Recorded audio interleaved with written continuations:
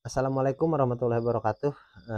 Kita lanjutkan menjawab beberapa pertanyaan yang belum saya jawab karena kebetulan hampir 1 minggu semua pertanyaan saya kumpulkan dan mudah-mudahan malam ini bisa terjawab semua.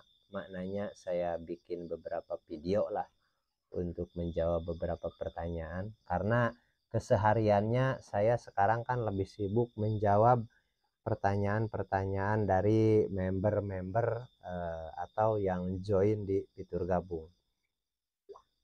Jadi saya nggak bisa bikin video tiap hari untuk menjawab pertanyaan yang ada di komen. Tapi jangan khawatir karena semua pertanyaan di komen pasti saya jawab. Hanya saja sahabat harus sedikit bersabarlah menunggu. Jadi nggak bisa komen 1-2 hari langsung jawab, nggak bisa karena saya pun banyak juga yang pertanyaan yang udah menumpuk. Tapi insya Allah dalam satu bikin video saya akan ada beberapa pertanyaan yang dijawab seperti itu. Oke sahabat, ini ada pertanyaan daripada sahabat kita yaitu Mas Suyadi. Yang pertanyaannya, matur suwun atas penjelasan sistem sirkulasi bank. Oke.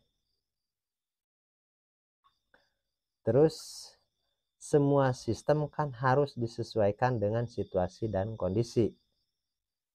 Karena di daerah saya itu minim air dan dekat laut dan banyak tambak garam, dan di sumur saya airnya payau mendekati 2 ppm. Tapi bagaimana caranya supaya saya bisa tetap berbudidaya? Makanya saya pakai sistem sirkulasi supaya bisa dicontoh sama teman-teman. Saya pakai sistem ini udah 4 siklus. Rapi, pada tebar, cuman 250 ekor per meter kubik. Tapi saya memakai pakan pabrikan 30%, 70% pakan alternatif. Ya. Dari anakan mujair kecil, dari tambak karena harganya lebih murah dari besar. Oh, maksudnya harganya lebih murah dan proteinnya besar. Karena kita ingin cari untung yang lebih besar untuk ketahanan pangan. Dan yang saya tanyakan, apa yang harus diperlakukan supaya bisa tebar padat dan sampai berapa maksimal per meter kubik? Matur nuwun. Oke, matur nuwun kembali. Nah, ini agak panjang ini sahabat pertanyaan dari Mas Suyadi ini. Oke, kita sambil ngopi.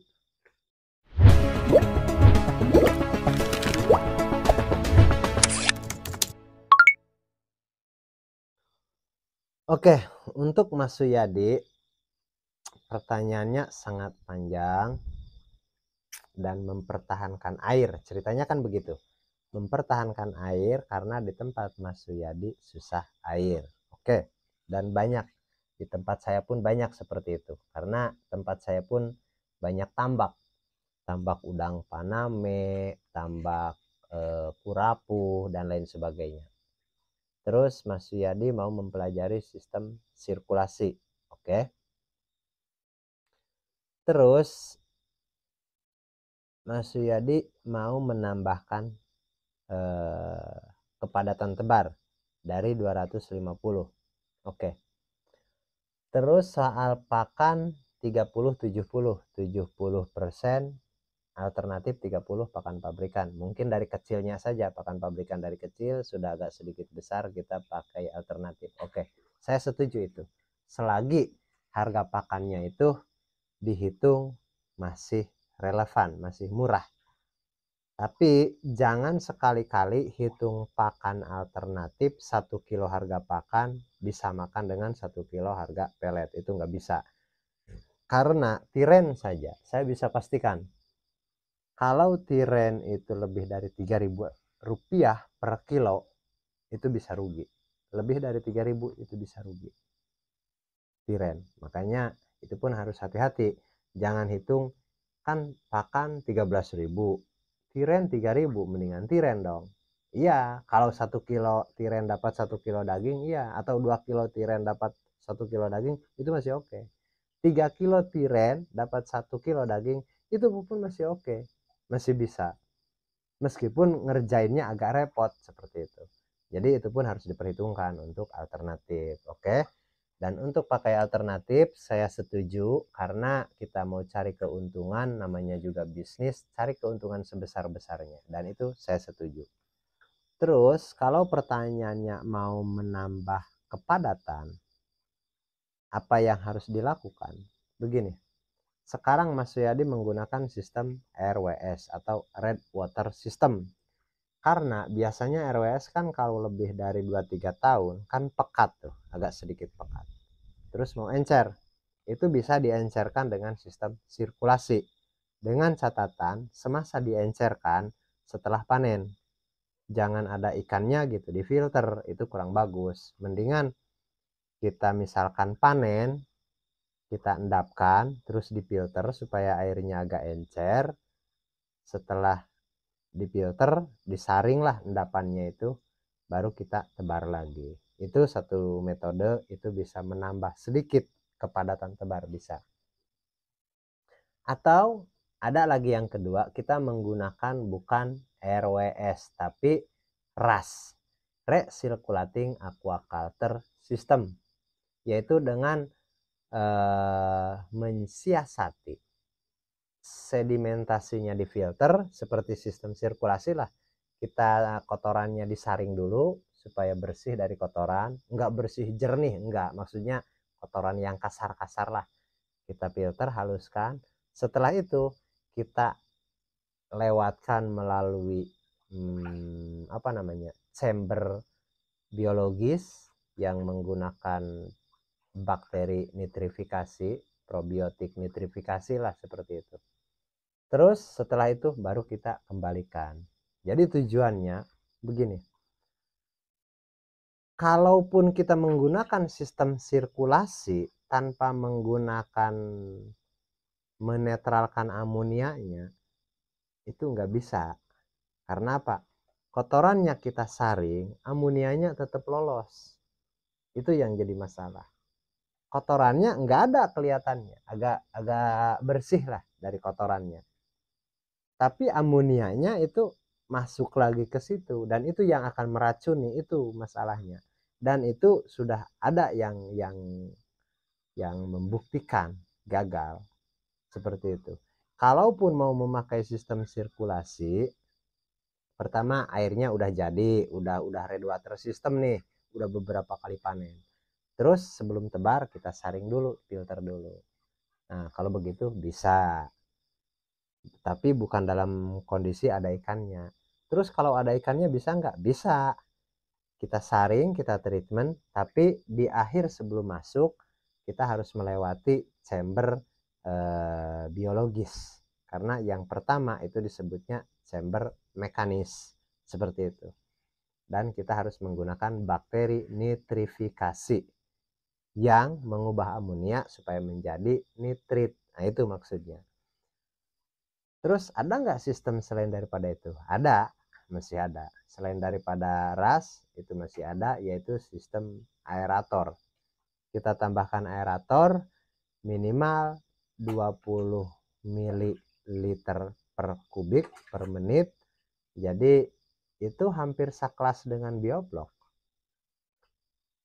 Kita bukan, saya nggak mengatakan bioblok, ini hanya menambahkan aerator supaya bisa mengurai amonia, itu tujuannya. Terus apa yang ditambahkan? Kita tetap harus menambahkan bakteri nitrifikasi, diantaranya Nitrosomonas dan Nitrobacter, seperti itu. Terus cara-caranya gimana? Tinggal begini, tinggal sahabat praktekan. Kalaupun yang kurang paham, mau lebih detail lagi, sahabat bisa mengikuti tombol gabung dan di situ kita bisa video call melalui WA seperti apa. Karena kalaupun saya ceritakan seperti ini, sebenarnya bisa saja, tapi yang penting sahabat harus simak secara seksama, secara detail. Pertama, sahabat tambahkan aerator. Mungkin kalau bak diameter 3 kurang lebih minimal aeratornya itu antara 8 sampai 9 titik. Oke, mau menggunakan uniring atau mau menggunakan batu karbon yang kecil-kecil pun, atau mau menggunakan yang lain pun terserah, yang penting tujuannya itu. Terus kapasitas pompa aeratornya minimal untuk satu bak diameter 3 itu minimal nih 80 liter per menit. Ataupun bisa sih nawar dikit-dikit 60 liter per menit gitu, tapi kurang dari itu nggak boleh. Minimal sekali itu 60 liter per menit, itu minimal sekali, seperti itu. Dan kapasitasnya supaya 20 liter per menit dalam 1 kubik, kapasitas power pumpnya itu. Terus apa saja yang harus ditambahkan selain daripada aerator? Kita harus menambahkan bakteri nitrifikasi. Di antaranya ada bakteri Nitrobacter, ada Nitrosomonas. Dua bakteri itu mampu mengurai amonia. Dan insya Allah dia akan mengencerkan air. Tapi nih, kalau nggak menggunakan aerasi, itu bakteri nitrifikasinya nggak berfungsi, nggak bisa bekerja, karena itu bakteri aerob. Jadi harus ada aerator, harus ada udara, seperti itu. Terus itu bisa ditambah pada tebar. Kalau Mas Suyadi sekarang 250 ekor, dengan cara itu bisa sampai 500 ekor, 2 kali lipat dari sekarang. Oke, saya ulangi, bisa 2 kali lipat dari sekarang. Berarti bisa tebar padat dong, sangat bisa. Dengan cara-cara tertentu. Tapi harus pahami dulu caranya, cara kerjanya. Apa fungsinya aerator? Fungsi aerator untuk menyuplai oksigen, untuk mempekerjakan bakteri nitrifikasi. Itu maksudnya, untuk mengurai amonia. Oke, mudah-mudahan bisa dipahami untuk Mas Suyadi. Kurang lebih jawabannya seperti itu. Dan saya pun sangat support untuk Mas Suyadi, meskipun di daerah yang susah air, tapi masih semangat. Dan semangat terus, insya Allah berhasil. Dan bisa dicoba. Dan kalaupun Mas Suyadi masih penasaran, Mas Suyadi bisa langsung ikut untuk pelatihan online. Kita belajar bersama-sama di Fitur Gabung, dan insya Allah di situ bisa terperinci, bisa last minute. Karena kalau melalui komen gini kan nyatanya saya nggak bisa jawab dalam hari yang sama. Contoh, Mas Suyadi komen hari ini, terus saya jawab kadang-kadang 4-5 hari, bahkan bisa sampai 1 minggu, seperti itu. Karena banyaknya juga komen-komen yang harus saya jawab. Saya pun harus adil juga, saya harus jawab semua pertanyaan, seperti itu.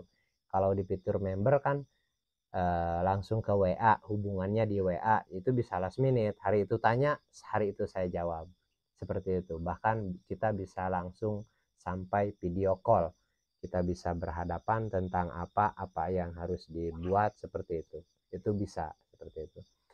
Oke, saya pikir untuk jawaban Mas Suyadi mudah-mudahan bisa dipahami, dan kita ketemu lagi di pembahasan berikutnya. Assalamualaikum warahmatullahi wabarakatuh.